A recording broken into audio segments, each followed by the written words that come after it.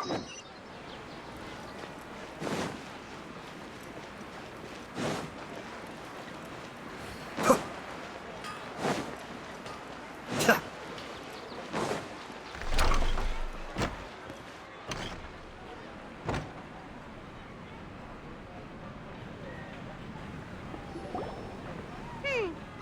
trying to remember. What else did we put on our shopping list? Oh, what a mouth-watering smell. Paimon would know the aroma of biryani anywhere. Let's go get some. We can still add it to the list. Well, if it isn't the Traveler and Paimon. Wasn't expecting to see you here. Hello there. Oh, it's been quite a while. Huh. So you two are still hanging out together. Dehya, didn't you say last time that you were gonna head back to the desert? I said I was going to resign from being her bodyguard, not that our friendship was over. We're still the best of friends. The Holmayanis also still post jobs from time to time. Their pay is always generous, so me and the other mercs never pass them up. I told Dehya to just stay at our place when she took one of those jobs a few days ago. My parents were delighted. They even said that it always felt like we were missing someone whenever Dehya wasn't around. That sounds like something they would say, all right. They're always so welcoming. Anyway, the job is already taken care of, so I was gonna head back to the brigade as soon as I finished a little shopping. But the master kept insisting, and I ended up staying for another day. You can stay for as many days as you want, Dehya. Father hasn't even gotten around to treating you to his best dishes yet. You know I'm not the kind of person to stay put in one place like that, my lady. Don't worry, though. There'll always be next time. What? She said they'll treat you to the best dishes! Paimon can't believe you can still refuse that! But wait. Didn't you say last time that you would take me on a trip to the desert? Why don't you just take me with you today, when you leave? There are so many places I still haven't visited yet.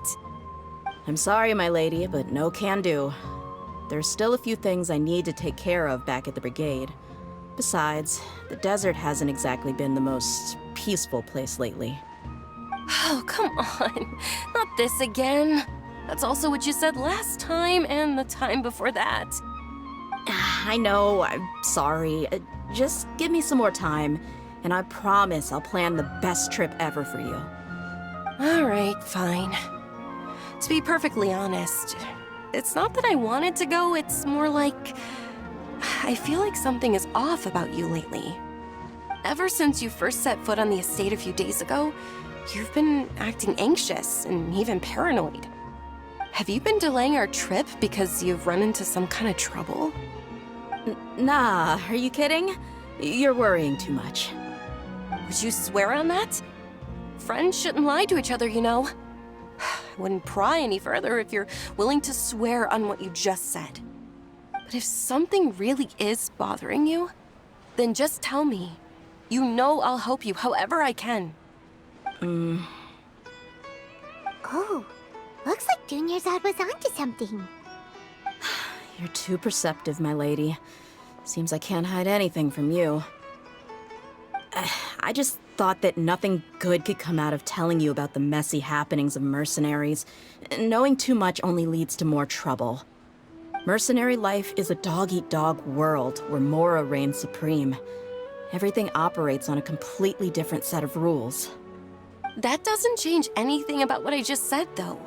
We're still friends, and I can only support you if I understand what's bothering you. My lady, you're not gonna stop until you drag it out of me, are ya? All right, I'll share what I know. Let's go somewhere else first. This isn't exactly the best place for a discussion. Okay, let's talk here. Just try not to draw any extra attention. As you may already know, the Eremites have both a lot of mercenaries and a complex organizational structure. Many mercs are no different than me, just going around looking for jobs to earn some mora. My brigade is called the Blazing Beasts. We're not a large group, but every member is loyal and brave. However, not all Eremite brigades are like mine. Some are willing to cross all kinds of lines for the sake of Mora. The most notorious is a faction known as Deshret's Relics. Deshret's Relics? Judging from the name, they must really look up to... Yep, you got it. I've heard that you've already crossed paths with Ain al-Akmar. They're one of the groups under the Relic's banner.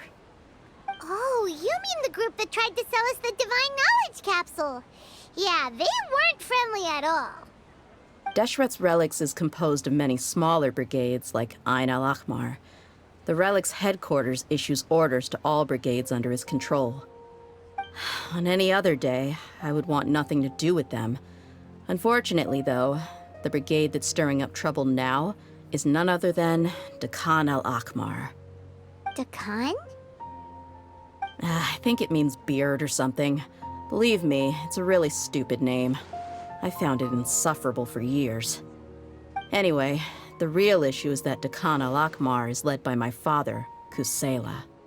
Say what now? I think I'm starting to understand your anxiety now.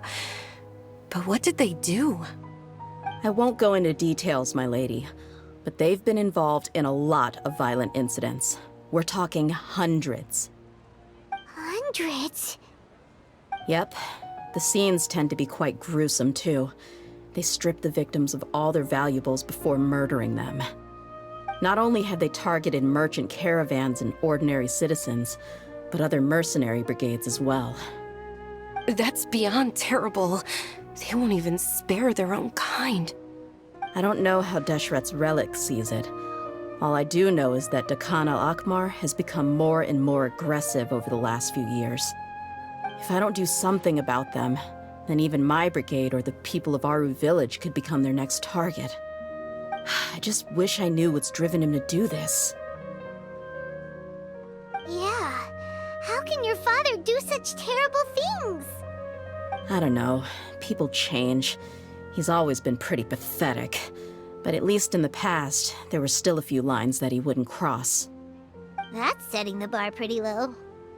I mean, if he was even remotely decent, then why would I have to leave the brigade and cut all ties with him? He was loud and foolish, with no real sense of purpose. Instead of doing anything useful, he spent most of his time drinking and chasing after women. Of course, the other brigade members were just like him. Their ruckus would go on night after night. Sounds like a nightmare. What about your mother? Did she ever step in to stop them? Unfortunately, I never knew my mother. I'm sorry, Dehya. I didn't know. It's all right, my lady. That's pretty common in mercenary circles. Didn't I mention that my father was chasing after women? I was the result of one of those encounters with some random person. He told me that he wasn't sure who my mother was. And in any case, she never came to see me. He'd say, "You'll be fine as long as you remember to stick with Dad." But even then, he left most of the parenting to the brigade. The one thing I do remember is that he used to tell me stories. But the problem was that he had terrible taste. He only knew a few stories, and even those tended to be pretty stale. They were tales of desert warriors defeating dragons in the forest, or stories of mercenaries rescuing princesses from rebel armies. Sounds like your typical fairy tales. More or less, yeah. They were interesting maybe the first or second time around, but after about 20 repeats, they started to get a little dull.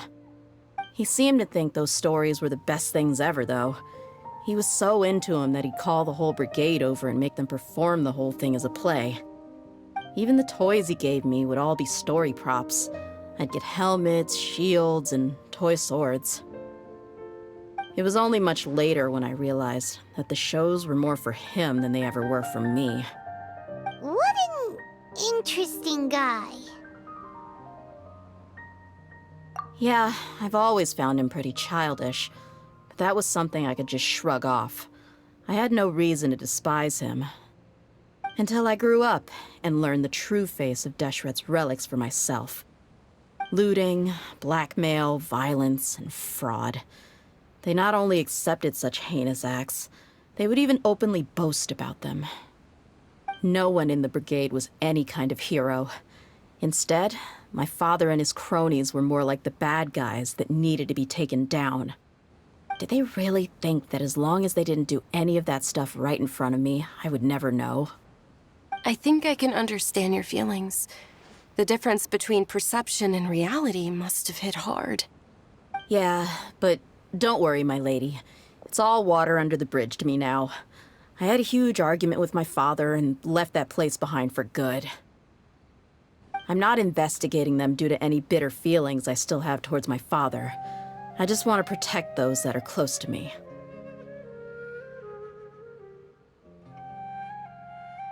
Yeah, I told the boys to gather as much information as they could. Most of the reports concern violent incidents, but there's also some talk of smuggling. I see. But isn't this investigation incredibly dangerous?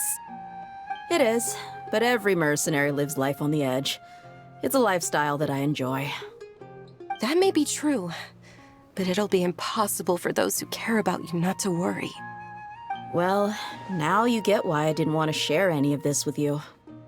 What should we do? They both have valid concerns. Huh? But there's no need for you to get caught up in this mess, too. Well, he's super tough, so if he went into the desert with you, then Paimon bets the problem will be solved in no time. I'm inclined to agree. I'd feel a lot more at ease if you took him along to help. I'll wait for news from you in the city until then. Please, stay safe. I'm honored that you care so much for me, my lady. All right, then let's get moving. Our first stop will be Caravan Rebot, where we can catch up a bit with my fellow mercs.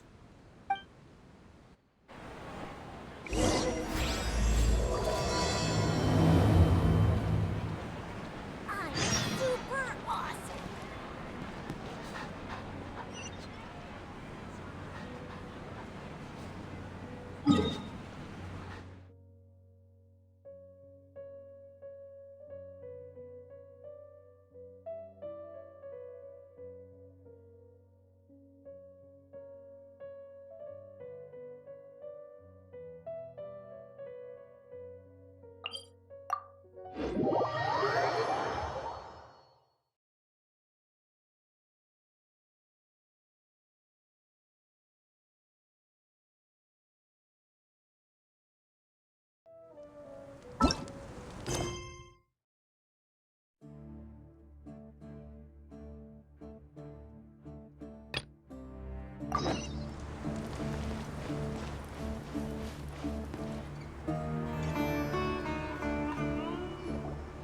Hey, Dehya, you're back. Are these two friends of yours?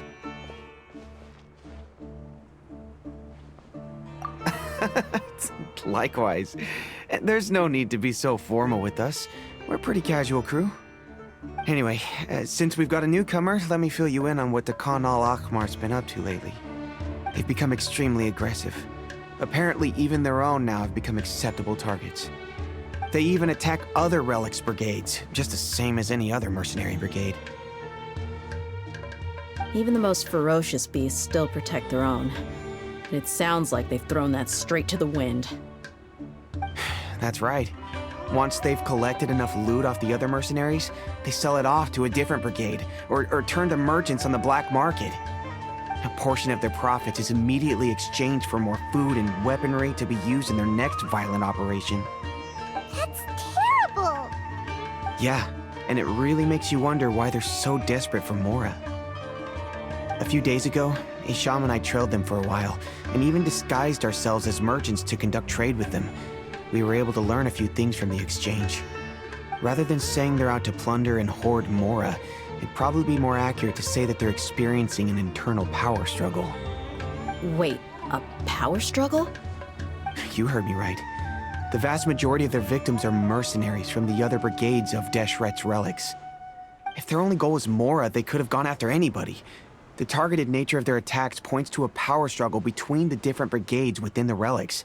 That's the only plausible explanation we have. Unfortunately, we weren't able to find out anything more specific. It seems they're also trying to keep things under wraps. Oh, one last thing we discovered was that over the past few years, as the Khan al-Ahmar became more and more active, Deshret's relics as a whole became a lot weaker. It sounds mighty strange to me too. Harun, you can leave the rest of the investigation to us. Gotta say though, I didn't expect you to go on a whole undercover mission during the few days I was gone. Sounds like you were really putting your necks on the line, no? Nah, it was nothing. We're just as concerned about the situation as you are. The Khan al-Ahmar is your father's crew after all. What he said. Besides, Dehya, haven't you done more dangerous things than all of us combined? What we did is nothing compared to your experiences. Yeah. And while they went to talk with Khan al-Ahmar, I took a look at the last camp they attacked. Any survivors of the attack were already long gone. There was nothing of value left in the camp. Ah, Hisham and Khalaf. You're here too. We rushed over as soon as we saw you come into Caravan Ribat. Although this new friend of yours looks a little green behind the ears, I'm sensing a special vibe from him. Now that we know you'll have a capable partner with you, we can also rest easy. Hey, what about Paimon? Feel anything special? Oh, you're also planning to tag along with them? Of course! Paimon is the traveler's most important guide. Wherever he goes, Paimon will follow. Oh, in that case, then you'd better take care of her too, Dehya. Don't underestimate Paimon! Don't worry about her. She may look tiny and helpless, but she's been through just as many battles as the Traveler here. Even if she had only survived on sheer luck, then that alone would still make her quite formidable. I had no idea. I guess I shouldn't judge by appearances. Oh, one other thing, Dehya. When you're free, why don't you update the deputy about your upcoming schedule? We held another recruitment event a few days ago, but everyone only came to see the Flame Main. You weren't around at the time, so people were pretty disappointed to only find our crew of rough, unkempt guys. The deputy put a lot of effort into the event, but it was basically for nothing. Only a few people chose to stay, and that really got to him. Sorry to hear that. I'll be sure to bring him some great liquor next time. I left in a hurry and I couldn't make it back in time for the event. Gotta admit, I can understand their disappointment, though. You're our brigade's main selling point, after all. Now, if only the deputy could figure out a way to bring a few more smoking hot members into our ranks. Keep dreaming. Remember the last time I invited a couple gals into the brigade? You all just froze up with your mouths gaping like a bunch of scarecrows. The awkward silence and weird expressions left quite the impression on them. They were originally interested in joining us, but after that, they both told me they were too uncomfortable to stick around. Hey, didn't we agree to never bring that up again? Huh? Wait, are you serious? Why have I never heard about this? I don't think you were part of the brigade yet. Are you kidding me? I missed a once-in-a-lifetime moment like that and you weren't even gonna tell me? All right. We can tell you about it later. Now's not the time. Hey, don't you try to change the subject.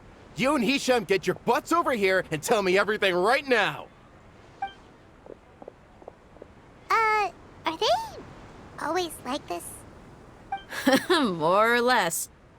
There aren't many rules or graces when it comes to mercenaries. We're used to just speaking our minds. If someone starts getting under your skin, you just yell right back at them. And if that doesn't put an end to it, then you just challenge them to a fight. But we also don't tend to take many things too seriously. Being direct and getting it all out of your system as soon as things come up is better than keeping everything bottled up, never talking about it. That's also why I never spare their feelings when I talk to them. If I want to laugh, I'll laugh. If I'm angry, then I'll unload on them. It's hard to stop once you get used to it. Though, I can never do that when I'm with the Homiyanis. Hey, knuckleheads! Can you at least tell me the rest of the intel before you go back to your bickering? Yeah, you hear her, Khalaf? Told you we gotta focus on the investigation first. I drew up a map. Right here is the spot. There you'll find the merchant caravan responsible for getting rid of Dekhan al-Akhmar's looted goods. All you gotta do is wait and ambush them in the evening. They'll have no idea what hit them. Perfect. Thanks for that. Be sure to pass my regards to everyone else in the brigade as well. Will do. You stay safe, Dehya.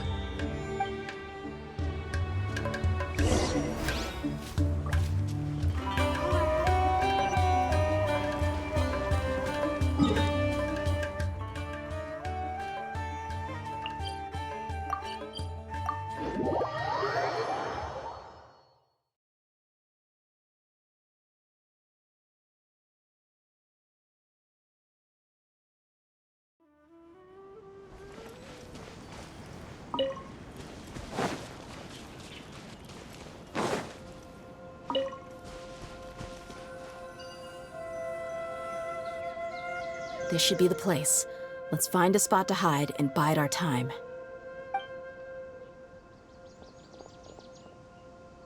It's gonna come down to a fight one way or another, so let's all be careful. No need to worry. He knows his way around a fight.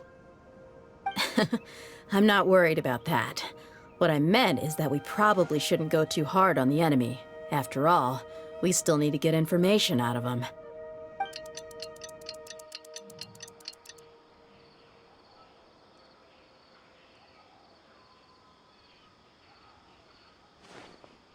Here they come. You ready?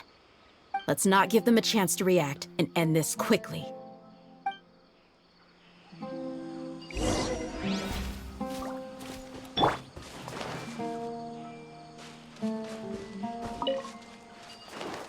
That's close enough. Feeling lucky today? Cascade.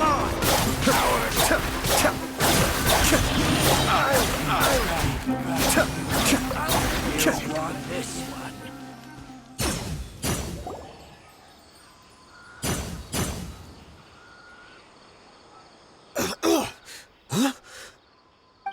You're the Flame Mane.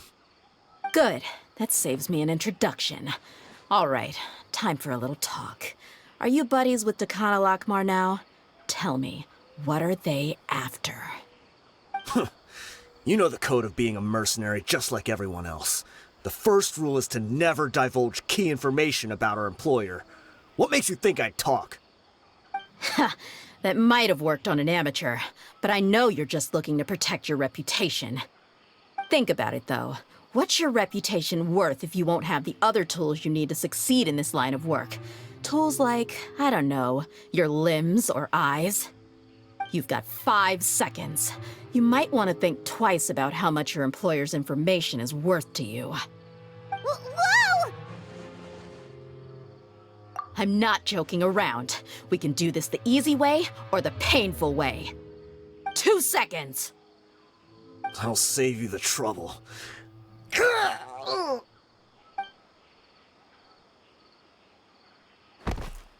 Huh?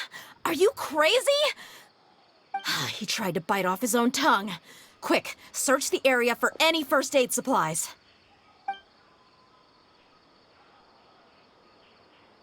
I definitely didn't expect him to go that far.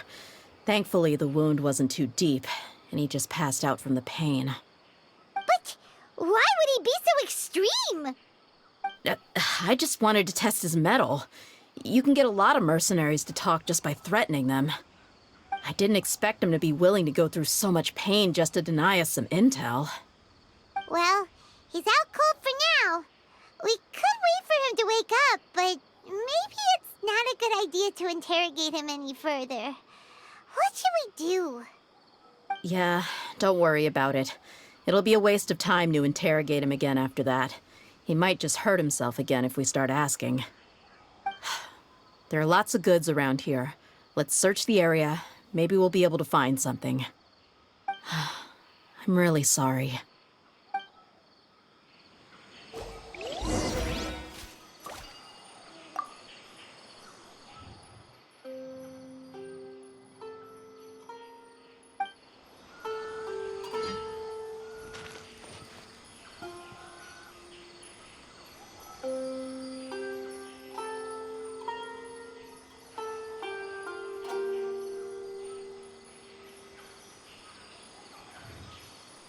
I have to stifle a smile every time I remember the look on my retainers' faces when I... We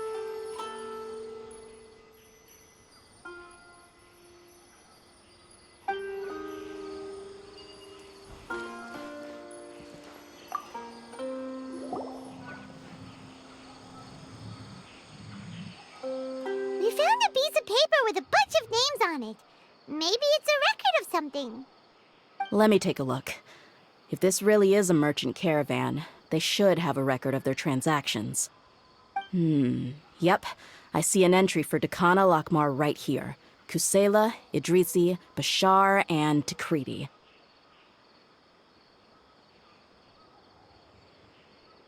All familiar names.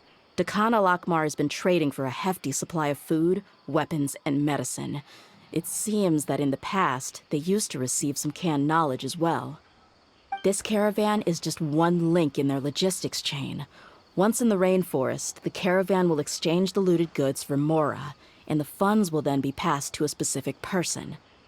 That person will then pack the caravan full of necessary goods, which will then be brought right back to Dakana Lakmar. Wait, why is there no Mora value recorded for the final transaction? No value? Yeah, every transaction before the last one was marked with an exact amount of Mora, but the final one, where they paid for everything to be brought back to the desert, was simply marked as delivered. Perhaps, but they couldn't have known how much they would make off selling the loot. Do they not care about profit margins at all? Anyway, the next part's the records of the goods themselves. There are a lot of entries. Everything was probably sourced from the rainforest. Huh? What's wrong? Shahzaman Homayani? Homayani? You mean Dunyarzad's family? Could it just be another family with the same last name? I'd be surprised to find someone with the exact same first and last name. Shahzaman Homayani is Dunyarzad's father, and the head of the Homayani family. Just what the heck is going on here? I'm sorry, you're right. I'll consider what we found and not jump to conclusions just yet. But what this piece of paper confirms is that the Homayani family has been providing goods to Dakana Lakmar. What if the Homayanis have been kept in the dark and don't know they've been trading with Dakana Lakmar? That's a possibility, but if that was the case, why is this caravan specifically named Shahzaman as their person of contact? They could have just as easily bought goods such as food and medicine directly from Caravan Ribat or Port Ormos. Yeah, funding violence and looting. The brigade gets the goods, and he is paid the proceeds from the sale of the loot. But why would he do something like this? It's not like the Homayanis are in need of money. I honestly have no idea. I've been to their estate many times, and I've never noticed anything suspicious. The only potentially large expenditure I could think of would be the treatment costs for Dunyarzad's Elazar. Maybe they borrowed a lot of Mora in the past? But that's still just a speculation. I don't think the Master would stoop so low to make Mora.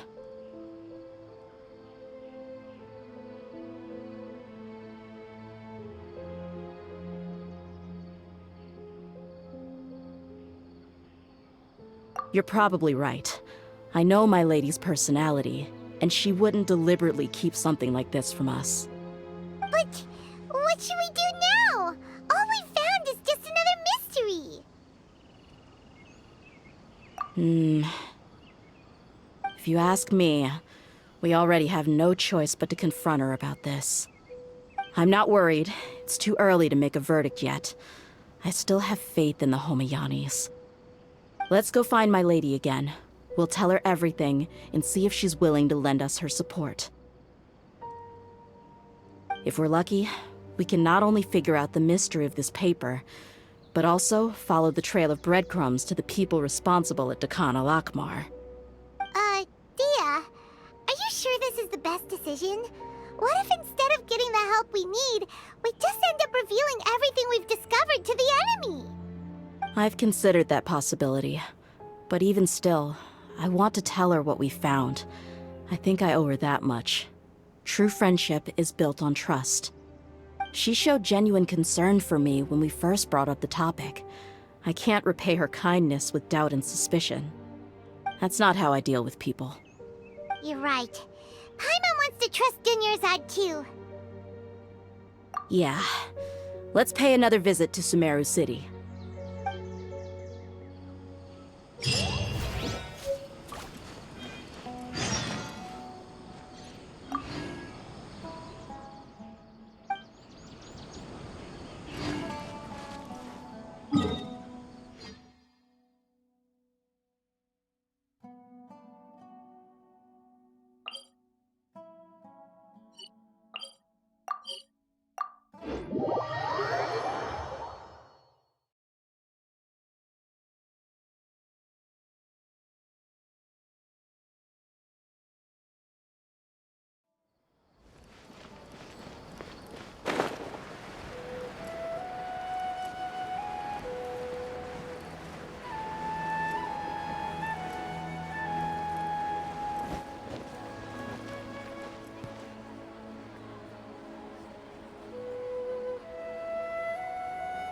We're back, my lady. Oh, you're back a lot sooner than I expected. You mustn't have run into any trouble then. Well, how did it go? What did you come up with? Actually, we are still investigating. It's just that we've discovered something strange. I see. The clues you found have led you back here, in the city? Something like that. Yeah. You all look a little dispirited. Whatever you found must not have been very encouraging after all. Why don't you discuss it with me? Maybe I'll be able to say something to cheer you up? It's okay, my lady. It's not so much about me being upset with my father or anything like that. How should I put this? So something is wrong. Even the Traveler and Paimon have been uncharacteristically quiet. On any other day, Paimon would have already waved to me with a smile and shouted, "Dunyarzad, we're back!" So tell me, what happened? Well? My lady, please prepare yourself for what we're going to tell you next. It concerns the Master. The Master? You mean my father? Okay, I understand. Don't worry about me. I'll listen as attentively as I can. My father has been supplying goods to Dakan al-Akmar? Yeah, it makes as little sense to us as it does to you. I've never doubted the Master's integrity, so I'm having a real hard time rationalizing how he could ever support an infamous brigade like them. Maybe he's not actually aware of the full story and just stumbled into the deal by accident. I can't help but agree with the Traveler. Huh? You mean you feel the same way, Dunyarzad? Thank you for sharing all this information with me. Since you've told me everything you know, I should also tell you about some doubts that I've been harboring for quite a while. In the past, I thought that my father hired a bodyguard for me so that I wouldn't run away and get lost. However, there are plenty of capable mercenaries in the Corps of 30. Why did my father go out of his way to hire Dehya? About that. Well, the Homayanis really needed bodyguards, so they reached out to the Blazing Beasts. Later, the Master told me that I was one of the best mercenaries he'd ever seen, and that I should stick around to become one of his bodyguards. He offered me a pile of mora, so I just signed on. Well, but that didn't really answer my question. Just think about it. Why did my father specifically reach out to the Blazing Beasts? Maybe the Corps of 30 just didn't have anyone available, or maybe someone recommended us. I've never given it too much thought. I think I get what you're saying. You think none of this was a coincidence. Precisely. At first glance, nothing seems strange or out of place. But there are many parts of the story that don't actually make any sense. If my father had always been in contact with the Khan al-Akmar, then it would make sense for him to bring Dehya into our house. You mean the goal all along was to get Dehya to be your bodyguard? No, that's too much of a stretch. I cut all ties with my father a long time ago. He has no control over my life anymore. But that still doesn't rule out the possibility that your father has still been trying to influence your life without you knowing. So, the Master was not likely an innocent victim in all of this? Sorry we put all this on you so suddenly, Dunyarzad. It's okay, Paimon. I should actually be thanking you. Regardless of his reasons, if my father has truly been funding a violent group of mercenaries, then it's my duty to bring him back to reason. But is that really the right thing to do? My father has committed many atrocities and deserves all the punishment that he has coming to him. I have zero sympathy for him. You may call me an ungrateful child, but my feelings will remain the same. However, the Homayani family has treated me with nothing but generosity and kindness. If we decide to investigate this further, we could end up implicating the entire Homayani family. I would be biting the hand that's fed me over all these years. Dehya... It's all right, Dehya. If anyone were to ask, you could always just say that I'm the one who instructed you to get to the bottom of this. You don't have to do that, my lady. I'm not conflicted because I'm afraid of taking responsibility. Besides, you're the one we should all be worried about right now. Hey! It's still too early to give up hope! What was the thing about friendship again? Right, yeah, trust! You said that yourself, Dehya! Besides, there's no point on getting all riled up before we've confirmed all the facts! Thank you, everyone. That makes a lot of sense. I guess I should always remember the trust that I've placed in people. In which case, my lady, could you ask the Master to come out and have a chat with us? Sure thing. I also hope he'll be able to give us a logical explanation. Let's meet at the usual place then. Usual place? Ah, right!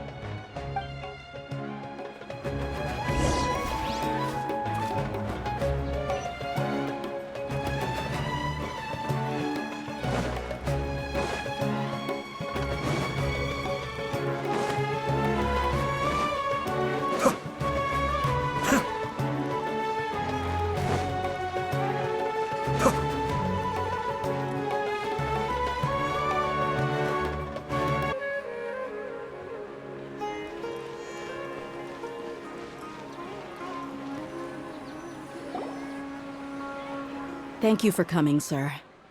Please allow me to introduce these two. This is the Traveler, and next to him is his travel companion, Paimon. Ah, yes, my daughter has mentioned them from time to time. It's a privilege to finally meet them in person. But we may skip all the pleasantries for now. What is the important matter you wish to discuss with me today? Well, we wanted to bring this transaction record to your attention. There's something on this record that we're all pretty curious about. So, that's what you found? Huh. Seems like I can't keep everything from you much longer. If you wouldn't mind, we'd like an explanation. Well, it's a long and difficult story. And to be perfectly honest, I'm not sure if I'm doing the right thing. What I do know, though, Dehya, is that the truth will bring you no solace. If anything, it will likely cause you a great amount of anguish. Wait, me? Yes, I understand perfectly why you came to see me. And I am touched by your collective commitment to do the right thing. But knowledge always comes at a price. And sometimes, as they say, ignorance is bliss. Your father, Kusela, and I both believed that. Of course, you have the right to seek and learn the truth, but I must warn you. The facts of this matter may reduce everything you've built for yourself into sand, blowing in the wind. If you must proceed, then Kusela's heartfelt efforts will also fade into the wind like a fleeting mirage. His heartfelt efforts? I'm sorry, sir, but I'm not sure I follow. I've made it this far in life without a single drop of my father's support. I have my own ideals and ways of looking at the world, as well as people and causes that I've chosen to cherish and fight for. None of these things have anything to do with him. I came here today to support you as the head of the Homayani family. No warning will change my stance on that. I understand. Then let me tell you a little story. Our family once needed to take a trip to the desert when Dunyarzad was just a baby. Along the way, we were attacked by bandits. They had superior numbers and quickly overpowered our bodyguards. When all seemed lost, a group of passerby Eremites lent us their support. Those Eremites were Kusela's brigade, Dekan al-Ahmar. Kusela's men told me that the attackers were Eremite mercenaries, just like themselves. I was shocked. Why would Dekan al-Ahmar go so far to save us and not spare the fellow Eremites? Kusela was grinning and walked over to play with baby Dunyarzad. She was startled by his unfamiliar face and nearly started crying. Really? I never knew. He said that he had no particular reason to help us. He just took pity on us because he had a daughter about the same age. We started talking about our children, and I sensed that he was a devoted father. To repay his kindness, I hired his brigade to help out at our estate for a time, and offered everyone generous remuneration. So, that's what happened. It was many years before I saw him again. I almost didn't recognize him the next time he came knocking on my door. The man I knew to be strong and healthy had been reduced to a shell of himself. He couldn't even walk anymore without his cane. So, what happened to him? He was perfectly fine when I left the brigade. I'm not too sure myself. The only thing that didn't change was his cheery disposition. He said there was absolutely nothing to worry about and that he had gotten into a fight. That was all. He then suddenly asked me if Dunyarzad, now that she had grown, would need a bodyguard of her own. At the time, Dunyarzad was going through a particularly severe bout of her Elazar. There was no need for her to have a bodyguard when she could barely leave the house. But he kept coming back to the topic. Come on, it never hurts to be safe. How do you know a bodyguard won't come in handy one day? I was completely lost at first, until he recommended the Blazing Beasts, and in particular, a mercenary named Dehya. So he was the one who recommended Dehya to you. Indeed. He didn't say it out loud, but it was clear that he saw Deshret's relics as an evil group who would eventually corrupt every member in their ranks. He was already beyond redemption, but he hoped that he would be able to detach his daughter from the vicious world of mercenary life. If Dehya could stay in my house and keep working as a bodyguard, then gradually her affinity for the desert would decrease, and she'd be able to leave her previous life behind. And that's why you offered her such generous compensation? Yes, but not just because of that. From the moment that he asked me for that favor, I also began to see Dehya as my own daughter. And that's also why I tried to persuade you to stay when you asked for permission to leave. I was willing to spend however much it took. Kusela saved my daughter and I all those years ago in the desert. I could never refuse him entrusting his daughter to me. He was always like that, acting like he's oh so smart and self-righteous. Kusela said that he'd reimburse me for a portion of Dehya's fees. I refused to take any mora from him, but he'd always send me funds anyway. Eventually, I just accepted them as a token of his gratitude. And that went on for a while until I received another letter from him a few years ago. The letter contained a request to help him buy food, weapons, medicine, and even explosive materials. Wait! Isn't that around the time that Dekhan al-Ahmar started becoming more aggressive? That's right. When I started to hear some nasty rumors, I became wary. I wanted to meet him face to face to discuss things. But by then, he was no longer receptive to my requests to talk. If I had to guess, it's probably because he doesn't want to put Dehya at risk. That thought occurred to me as well. I figured that he probably came to me for help because he had nobody else to turn to. After some deliberation, I decided to send him some food and medicine. I turned down all his requests for explosives and weaponry. I am aware that even such a reduced gesture of support could lead to others coming to harm, but I could not simply reject his plea for help. In the end, it probably was the wrong decision.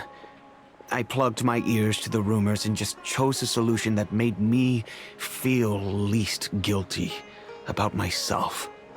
If you can, please tell me where he is now. None of the things he's doing right now make any sense if he's just trying to keep me from getting tangled up in his world. If all he wants to do is steer clear of me, then maybe he shouldn't have brought me into this world in the first place. Oh no. Dehya, please don't feel that way. I'm just angry because I can't wrap my head around any of his actions.